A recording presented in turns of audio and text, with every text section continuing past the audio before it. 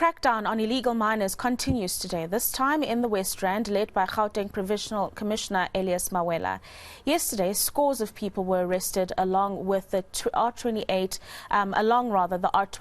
in Randfontein. We've got senior reporter Aviwe Mtila, who's covering the story for us, and he's standing by with the very latest on the operations that are currently happening there. A very good afternoon to you, Aviwe Mtila. It looks like from what we see behind you, police are very busy dismantling these makeshift places of shelter that were created by these illegal miners when they were there. But apart from the cleanup operations, have any further arrests happened today? Have any illegal miners been found? What is the situation? We've seen at least 2 illegal miners that have been arrested this morning, colleague. We're on top of an old mine. This is where these illegal zamazamas stay and they process this gold. What you're seeing now is the police, South African Police Service, actually destroying these dwellings as they try to clean up and, of course, get to grapples with the mines themselves and the illegal mining. We're not far from where the tragic incidents of the rapes actually happened. There's a mountain just on my left there where my colleague Tammy is going to show you where it actually happened. It's some 300 or so meters away. That mountain that you see there is where these gruesome and heinous rapes actually happened. I want to have a conversation with the Provincial Commissioner just to get a better understanding of what happens here. It seems quite sophisticated in terms of the equipment that's on the ground here. You can see some of the metal on the ground. There are even gases on the ground. As I'm going to try to get the Provincial Commissioner, General Elias Mawela, to give us a bit more details on what is happening here. We'll do a walkabout with the Provincial Commissioner just to show us here. Commissioner, thank you for joining us at eNCA once more, but what's happening here today? Yeah, this is the operational area. They process whatever minerals they got. As you can see, there are tools of trade here, the pendukas, the gas cylinders, and we will walk there. You'll see how these people, they are hiding their gas cylinders on the ground so that it cannot easily be found by the police. But they know how to use those things. We'll walk where the police are right now and so that you can see. And these guys, they bring the materials here. They wash the gold-bearing material so that they can separate the gold from that material. They are also using the mercury. You'll see next to the vent there we have also found some of the mercury which they are using.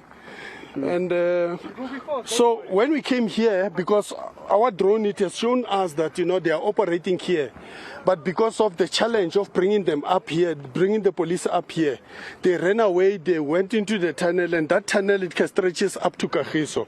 You can see here, down here, that's how they are keeping their, yeah.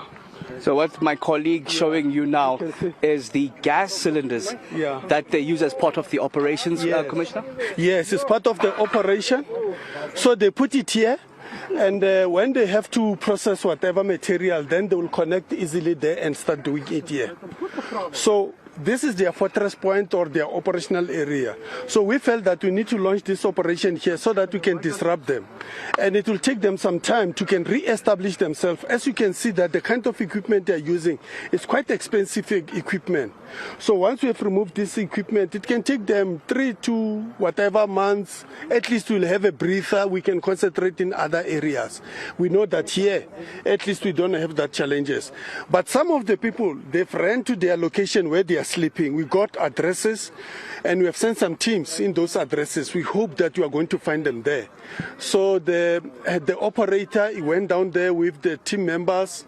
As soon as they get something, they'll let us know, and then we'll move into that particular space. But let me also take you there so that you can see some of the tools of trade. Okay, that's gas cylinders, just one colleague of dozens that we've seen here. But maybe as we walk towards where you're going to show us, Commissioner, maybe tell us about what happened when you got here. We had to walk some kilometer to go to this top of the mountain here. Did you find any of them here? Yes, because of we launched our drone to can monitor their activities. So there were plus minus 11 of them. They were still operating here, and some they were preparing to can make food. There was some meat and whatever. So when our operators they come over here, so they ran over the mountain and then they've used the tunnel They went into the tunnel because they understand the terrain better. And then when we engage some of the people who are familiar with this place, they said that tunnel, once you enter into that tunnel, it stretches plus minus 10 kilometers. You can find yourself that other side of Kagiso. Okay. Yeah. Commissioner, just time is against us now. We'll catch up again in the 1 o'clock bulletin, but just the dwellings, colleague, of where these illegal miners stay on top of a mountain. We literally had to walk at least a kilometer uphill to get to this point where they stay and, of course, conduct their operations.